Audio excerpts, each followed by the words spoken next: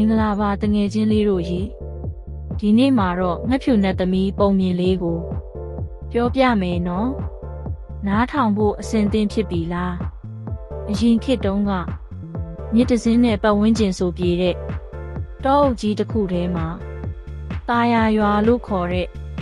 ရွာလေးရှိတယ်ရွာသားတွေဟာတစ်တီးဝက်လံပေါ်များလို့ပျော်ရွှင်နေကြပေမဲ့နေ့တနေ့မှစပြီးမိုးမရွာတော့ပါဘူးမြစ်ရေခြောက်တွေ့သွားပြီးမြေစီလဲအညစ်အကြေးဖြစ်လာတယ်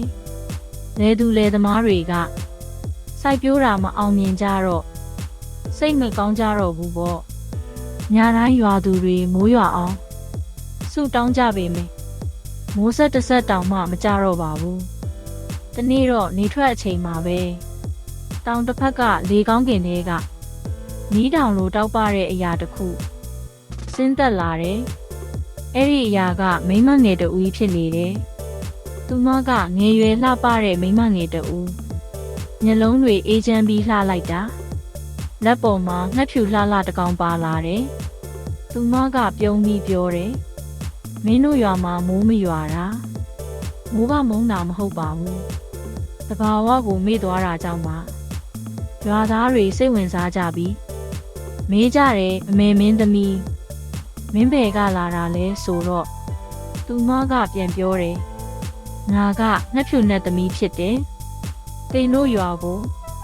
တဘာဝနဲ့ပြန်ချစ်ဖို့လာခဲ့တာဖြစ်တယ်နတ်သမီးကရွာသားတွေကိုသူ့လက်ထဲကရေခွက်ထဲကနေရေဆက်အနှဲငယ်ထည့်ပေးပြီးပြောတယ်ဒီရေဆက်တွေကိုတစ်ပင်စိုက်တဲ့နေရာမှာသုံးဖို့ရေဖြစ်မယ်တစ်ပင်နဲ့အတူတင်တို့ရဲ့စိတ်ကလည်းလန်းဆန်းသွားမယ်အဲ့ဒီနေ့ကစပြီးရွာသားတွေကတစ်ပင်စိုက်ကြတယ်ပထမတချို့ကမယုံပဲအဲ့ဒါနဲ့မိုးလာမယ်လို့မထင်ပါဘူးလို့ပြောကြပေမဲ့လူကြီးတယောက်ကရှေ့ဦးထွက်ပြီးတစ်ပင်တပင်စိုက်ပြလိုက်တယ်ကလေးတွေလည်းညအချိန်မှာတစ်ပင်ပေါ်ပြန်လှည့်နေတဲ့အလင်းရောင်တွေကိုကြည့်ပြီး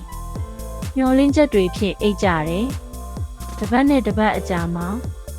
မြစ်ကနေရေဆက်သေးသေးတွေစတင်စီးဆင်းလာတယ်မြေစီလွာတွေကောင်းလာတယ်နတ်သမီးကရေပြီးပြောတယ်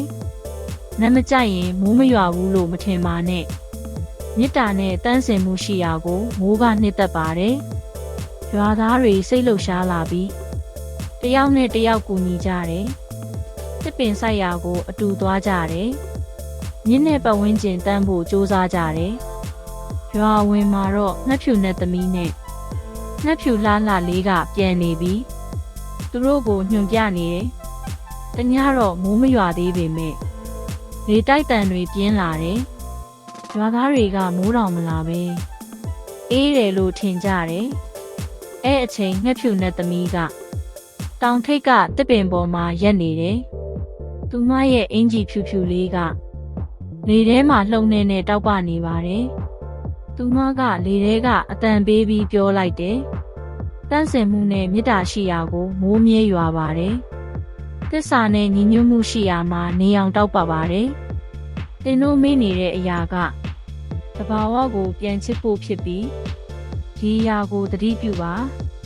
အဲ့လိုပြောလိုက်တာနဲ့မိုးပြန်ရွာလာတယ်ရွာသားတွေကရေဆက်တွေကိုခံယူကြတယ်မိုးကပိုပြီးတော့တစ်ပင်တွေစိမ့်လန်းလောက်အောင်ရွာတယ်မြစ်ကရေတွေပြန်စီးလာတယ်ရွာသားတွေအားလုံးက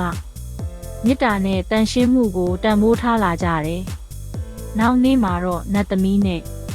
ငှက်ဖြူလေးမပေါ်လာတော့ပါဘူးသူမကိုယ်တိုင်မိုးနဲ့အတူငိမ့်သွားသလိုပါပဲသို့ပေမဲ့မိုးရဲ့အရသာတစ်ပင်နဲ့လေငင်းတိုက်ခတ်တိုင်းမှာသူမရဲ့မေတ္တာတရားနဲ့အားထုတ်မှုကနေရောင်လိုတောက်ပနေသေးပါပဲတငယ်ချင်းလေးတို့ရေဒီပုံပြင်လေးကဘာသင်ခန်းစာရလိုက်ပါလဲတဘာဝကိုချစ်ချင်းမေတ္တာနဲ့တန်ရှင်းခြင်းရှိရာမှာလိုအပ်နေတဲ့မိုးတွေကတောင်အိမ်မက်တွေပမာတကယ်ဖြစ်လာတတ်တယ်ဒါကငှက်ဖြူနဲ့သမီးပုံမြင်ရဲ့သတင်းစကားပါပဲဒီလိုပုံမြင်လေးတွေကိုထပ်နားထောင်ခြင်းနဲ့ဆိုရင် like share နဲ့ channel ကို subscribe လုပ်ပေးဖို့မမေ့ပါနဲ့နော်